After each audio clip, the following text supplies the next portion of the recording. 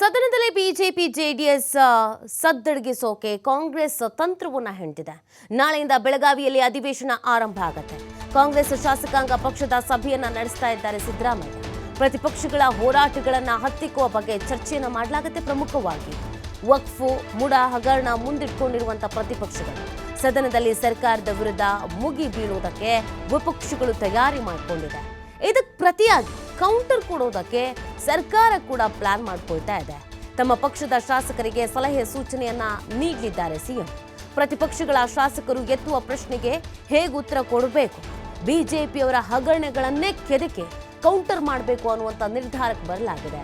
ಈ ಮೂಲಕ ಪ್ರತಿಪಕ್ಷಗಳ ಬಾಯಿ ಮುಚ್ಚಿಸಬೇಕು ಅಂತ ಒಂದಷ್ಟು ಸಲಹೆ ಸೂಚನೆಯನ್ನ ಕೊಡಲಾಗುತ್ತೆ. ಯಾಕಂದರೆ JDS ಮತ್ತು ಬಿಜೆಪಿಯವರು ಈ ಸರ್ಕಾರದ ಕೆಲವೊಂದಷ್ಟು ಹಗರಣಗಳು, ಈ ವಿಚಾರಗಳ ಬಗ್ಗೆ ಪ್ರಸ್ತಾಪಿಸಬಹುದು. ಈ ಮುಖಾಂತರವಾಗಿ ಕಾಂಗ್ರೆಸ್ ಸರ್ಕಾರವನ್ನು ಇಕ್ಕಟ್ಟಿಗೆ ಸಿಲುಕಿಸುವಂಥ ಕೆಲಸಕ್ಕೆ ಮುಂದಾಗಬಹುದು.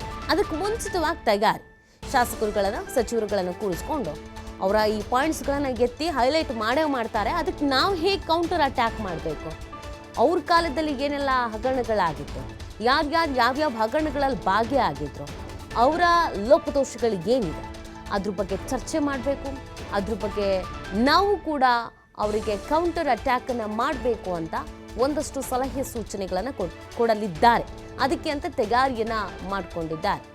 ಒಟ್ಟಾರೆಯಾಗಿ ಸದನದಲ್ಲಿ ಹೇಗೆ ನಾವು ಟ್ಯಾಕಲ್ ಮಾಡಬೇಕಾಗತ್ತೆ ಅನ್ನೋದ್ರ ಬಗ್ಗೆ ಈ ಚರ್ಚೆ ನಡೆಯಲಿದೆ. ಇನ್ನೊಂದು ಕಡೆಯಲ್ಲಿ ಬಿಜೆಪಿಯವರು ಕೂಡ ತಂತ್ರಗಾರಿಕೆಯನ್ನು ಮಾಡ್ಕೊಳ್ತಾ ಇದ್ದಾರೆ. ಹೇಗೆ ಕಾಂಗ್ರೆಸ್ನನ್ನು ಇಕ್ಕಟ್ಟಿಗೆ ಸಿಲುಕಿಸಬೇಕು, ಮುಜುಗರಕ್ಕೀಡಾಗುವಂತೆ ಮಾಡಬೇಕು, ಯಾವೆಲ್ಲ ವಿಚಾರವನ್ನು ಪ್ರಸ್ತಾಪಿಸಬೇಕು ಅಂತ ಅದಕ್ಕೆಲ್ಲ ಕೌಂಟರ್ ಕೊಡೋದಕ್ಕೆ ಕಾಂಗ್ರೆಸ್ಸು ಕೂಡ ಸಕಲ ಸಿದ್ಧತೆಯನ್ನು ಮಾಡ್ಕೊಳ್ತಾ ಇದೆ.